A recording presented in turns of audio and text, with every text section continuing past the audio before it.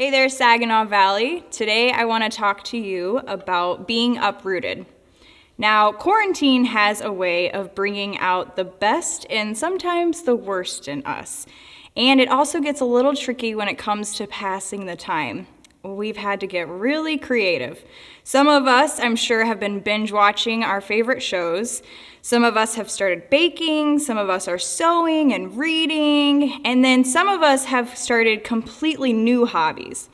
A friend of mine recently started their very own little garden, and they were telling me about all the things they were growing: tomatoes and carrots and peppers, pumpkins and watermelon and strawberries. The list goes on and on.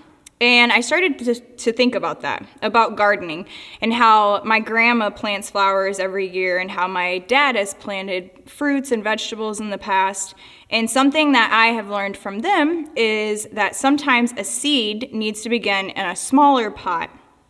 And then when it gets bigger and it grows stronger and it's strong enough, it can get uprooted and placed into either a bigger pot or into its own little space in the garden.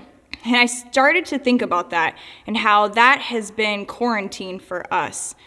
We've all been uprooted in these times. Uprooted from our church, uprooted from our jobs, uprooted from our security. We may have felt like a plant that's been completely uprooted. One moment, everything was normal. We were perfectly happy, planted in our little patch of earth, and our routines were set, and everything was going fine. Then, without warning, we were plucked out of the ground we knew and planted into something none of us were prepared for or ready for. But let me tell you, God is still in control. In fact, this isn't the first time that God's people have been uprooted. In the Bible, the Israelites were uprooted and placed into exile. And Daniel is another example of someone who was uprooted and exiled. His life was interrupted just like ours. But he had a decision to make. Let exile take over, or he can continue and press on. And we have that same choice. You see, when a plant is uprooted, it can actually be a detrimental time for it.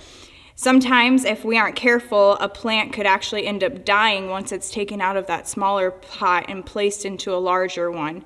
And if it's not strong enough, it'll take a turn for the worse. But if we look at Daniel, what did he do? He kept pressing on.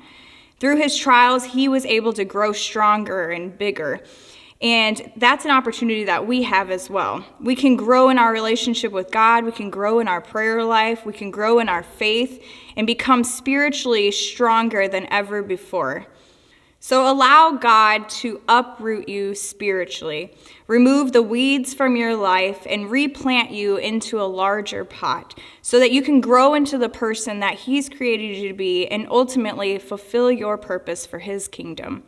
He has great plans for your life. And though we've been uprooted at this time, we have been created for such a time as this. And God is ready to replant you. Like Daniel, we have been made for this, and we will make it through this, but we will also flourish through it all.